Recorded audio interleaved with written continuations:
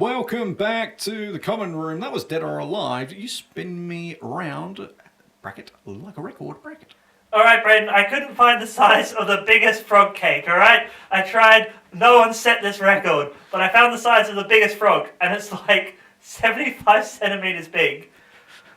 Like, It's a big frog. it's a big frog, and it weighs like 3 kilograms. That's a big frog. I think we aim for our frog cake to mimic the size of this Goliath frog. Yeah, that'd be a good competition, you know. Can you make a Goliath frog-sized frog cake? I'm sure we could. I think we can genuinely do this. I regret recording this because it's just like... Yeah, people are going to steal our ideas, and if you do, we'll know who you are. And please send your results in. Yeah. We'll compare frog cakes. Who has the bigger frog? Ash, did you hear the latest news about Coles? Yes, they had some IT error, and they completely had to close down because all their tills are just broken. And I'm just thinking, those guys on the tills are probably having the best day of their life because they come to work, they can't do their job. They get to just go, all right, I don't have to do nothing. As a supermarket worker, I argue that because we had similar issues when I was at a supermarket, like the power would go out and like the backup generator would go, or it'd kick in and just to keep the lights on and just the cash, like just certain cash registers so you could still keep serving. But when the power completely went and no backup generator, it was hell. You either got sent home, which was like happy, but you're also annoyed because damn it, I lost the money, or you had to face the store, which facing the store is basically bringing all the products to the front. So the place would look absolutely perfect, and then you let all the customers in who just absolutely destroy it. Have you seen people trying to find, like, there used to be nothing more annoying. Excuse me, do you know where the raspberry tart's at? They're literally right in your front of your face. I can forgive that, but there was nothing more annoying. And they'd say, "Oh, there's no iced coffee. Could you just have a look in the back, please?" Go out the back, you know, walk around for 5 minutes, have a drink of water, come out. No, there's nothing. Because we weren't allowed to do that half the time. Manager would rip your head off. Because it's just like, no, that's stock for another day. Or worse, if someone got off stock. No, the thing is, that's all very well, but you're forgetting one important detail, which is the customers aren't there. And the customers are the worst part. Like, dealing with clients and customers is awful. Yeah. And having an error in your systems that's not your fault for you, but you can all take the absolute mick out of, and all the customers are gone, they would be laughing. Yeah, but it's so much easier facing your shelves if no one's coming along and like taking things out. Yeah, true. But what also you have some. The thing is, this can create customer panic, right? We had one situation. Customers. She was like halfway through her groceries. But you're halfway done. Why can't you finish? And we had to tell her, well, we need to put everything because we can't count for all. I want my chicken. Just created absolute chaos.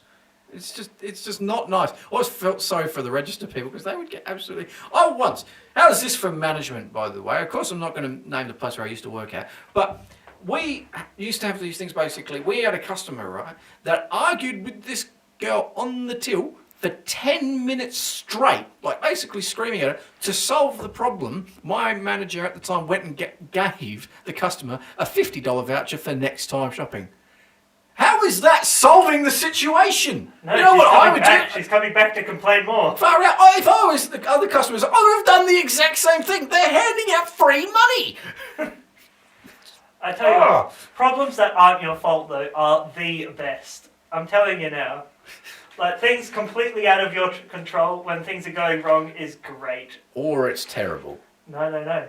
It's great because you can just offshoot all those problems. You go, yeah, I know it's a problem, but it's a problem for the higher ups. I'm going to push you over to them now and just walk away. Oh, it's almost the end of my shift anyway. This is someone that hasn't worked in a big customer service area. If you did that in my industry of mail, your head would be torn off.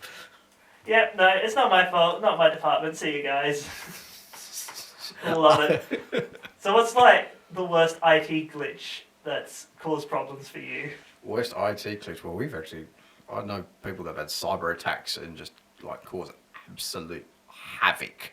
I'm not talking so much about a specified attack. I'm saying like glitches in the system that have just ruined what you've been doing. I've had ones when I've been editing when programs. You're doing your assignment. And there's been a glitch and you're like, I haven't saved. I have saved, but I haven't backed up. Oh my gosh. Well, what's and worse? that computer's completely gone, and you're like, this was hours and hours of work, and I haven't backed up onto that drive, which is sitting next to it, plugged in. Damn it. I know a friend that saved onto a computer and saved it onto their laptop, but what happened, they picked up their laptop to walk out to the room, and they basically hit the wall, which sliced the USB in half, Oh. and then the laptop crashed, and none of it was safe. None of it, basically the system's like, cannot recognise file. Talk I'm about like, killing two birds with one stone. That's one assignment with one fell swoop. What I loved about it as well, that person posted on Facebook, like, oh, is there anything I can do? And someone was like, next time save it onto a USB. That person got ripped a new one in the comment section. Listen here, I am one of those persons that actually did. Don't comment on a help section just to be a dick.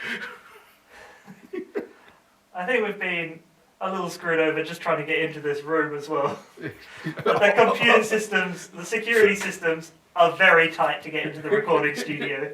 You have to call the security guard every time. And we've got this regular booking. What are we going to do in here? Record a podcast? Yes.